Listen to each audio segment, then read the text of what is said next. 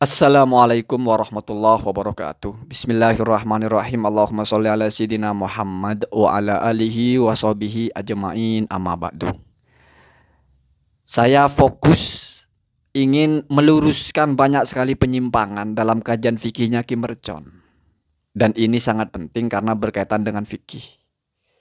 Yang pertama, memasukkan cotton bud ujungnya saja ke hidung batal.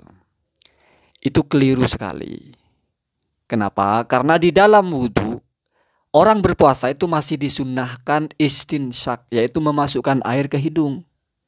Kalau memang masuk ujung cotton bud aja batal, bagaimana dengan masuk air?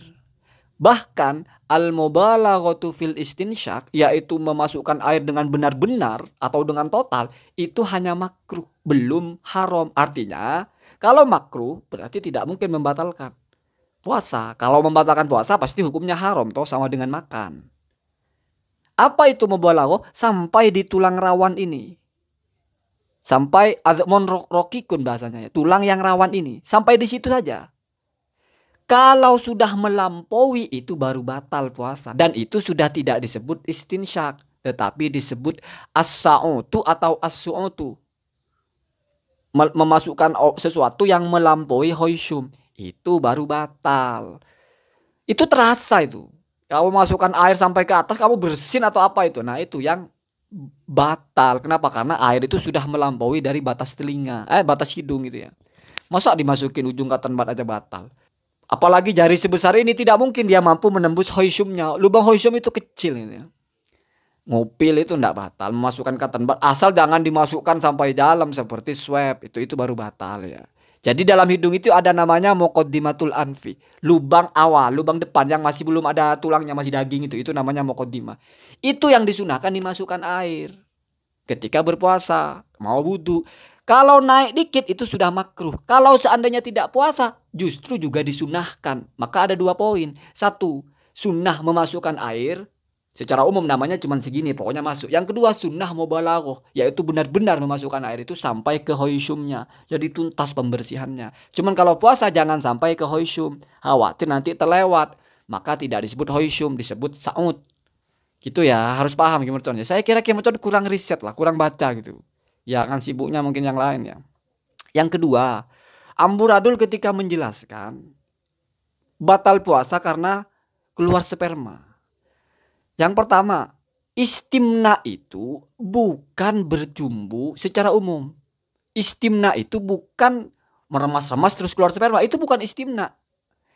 Apa itu istimna? Tolabu hurujul maniyyi. Makanya pakai nun. Maniyun menjadi istimnaun. Istamna, yastamni, istimnaun. Kalau berjumbu secara umum itu namanya istimta. Termasuk juga di dalamnya istimna, termasuk jima, termasuk ciuman, termasuk itu namanya istimta, bersenang-senang. Tolabu al-mata'u, dari kata mata'un menjadi tolabu al-mata', istimta gitu. Harus pas ya, nggak boleh kita satu istilah ditumpang tindih itu.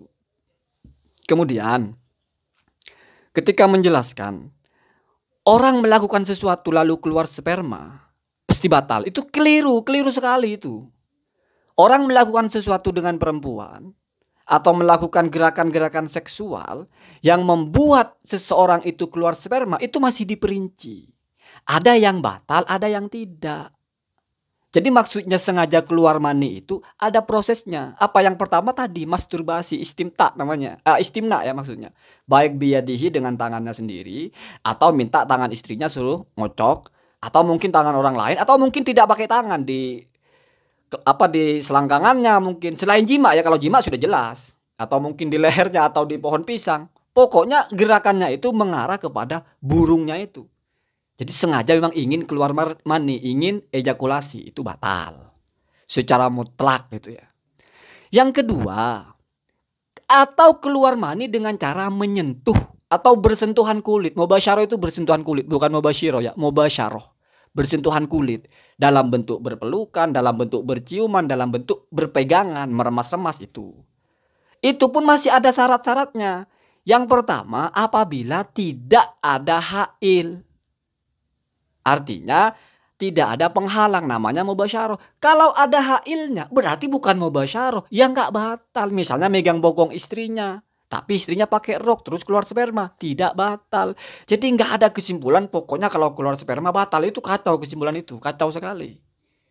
Bahkan ada keluar sperma juga tidak batal walaupun bersentuhan secara langsung, yaitu bila yang disentuh bukan sesuatu yang normalnya memicu syahwat atau merangsang birahi, misalnya nyentuh laki-laki. Kan ada orang yang punya kelainan justru hasrat seksualnya naik ketika menyentuh al-amrod, bahasanya laki-laki yang tampan. Kalau kamu menyentuh-nyentuh mereka terus keluar sperma, nggak batal walaupun menyentuhnya secara langsung dan bersyahwat. Jadi la yuftiru mutlaqan. Coba dibaca di syarahnya itu loh, jelas. Makanya jangan baca matannya saja. Matan itu general.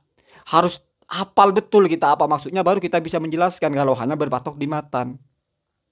Bagus kalau disanding dengan kitab-kitab lain. Itulah kalau kajian fikih. Jadi ingat, keluar sperma tidak mesti langsung batal. Walaupun memang sengaja. Maksudnya sengaja itu melakukan sesuatu, bukan keluar sperma tidur terus keluar sperma mimpi, bukan.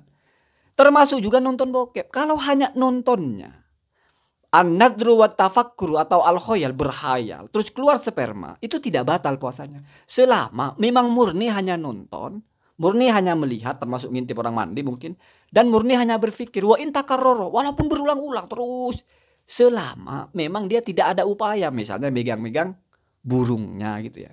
Jadi sengaja keluar mani itu ada bentuk tindakannya yang sudah ditetapkan, yaitu coli, atau dengan cara kita memegang istri tanpa ada penutup.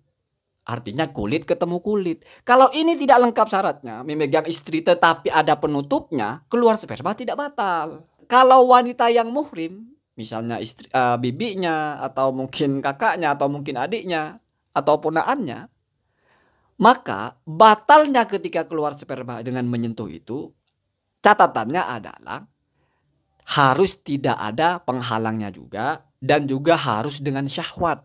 Jadi itu ya yang membedakan dengan istri.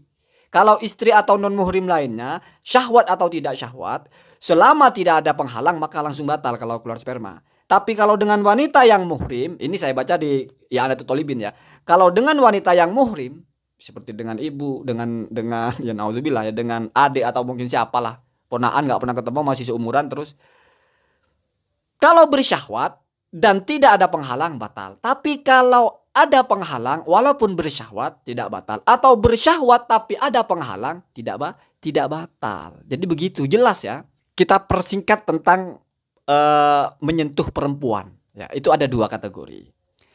Yang pertama, perempuan itu muhrim seperti saudara, kakak, adik, atau ponaan, atau bibi. Yang kedua, perempuan tidak muhrim seperti istri dan yang lain. Kalau perempuan muhrim, maka keluar sperma untuk menjadi batal syaratnya ada dua. Yang pertama harus ada syahwat, yang kedua tidak ada penghalang. Kalau salah satu dari syarat ini ada yang tidak terpenuhi, maka tidak batal. Misalnya ada syahwat tapi ada penghalang, atau tidak ada penghalang tapi tidak ada syahwat. Nah itu tidak batal. Harus adanya syahwat dan tidak adanya penghalang, itu baru batal. Ingat ya. Kalau ada yang kurang, syahwatnya tidak ada, penghalangnya tidak ada, tidak batal. Atau ada syahwat tetapi ada penghalang, tidak batal. Yang batal ada syahwat tidak ada penghalang. Itu. Kalau dengan ghairu muhrim atau dengan istri dan yang boleh dinikahi, maka batal hanya apabila tidak ada penghalang, baik bersyahwat atau tidak. Kalau ada penghalang tidak batal, baik bersyahwat atau tidak. Jadi gitu bedanya ya. Kalau dengan bukan muhrim itu tidak ada penghalang, maka batalnya kalau bersyahwat. Kalau tidak bersyahwat tidak batal. Tapi kalau dengan istri tanpa penghalang, mau bersyahwat mau tidak tetap batal. Kemudian tentang nyepong. Nyepong itu kalau bagi perempuannya yang membuat dia batal apabila ada materi yang tertelan. Apa materi tertelan kemungkinannya? Mungkin madi atau wadi. Atau mungkin pertama kali dimasukkan ke mulut, burungnya itu dikeluarkan kan basah. Seperti yang sudah pernah saya bahas. Ketika dimasukkan lagi, itu berarti si burung ini sudah membawa materi, yaitu ludah yang nempel. Ketika dimasukkan lagi, maka berarti ludah yang tadi sudah ada di luar bercampur dengan ludah yang ada di dalam. Kalau dimuntahkan tidak batal, kalau ditelan batal. Dan itu nggak ada urusan dengan langsung atau tidak langsung, tidak berurusan dengan persentuhan kulit atau tidak. Karena batalnya di situ bukan urusannya dengan keluar sperma untuk perempuannya, tetapi karena dia menelan sesuatu.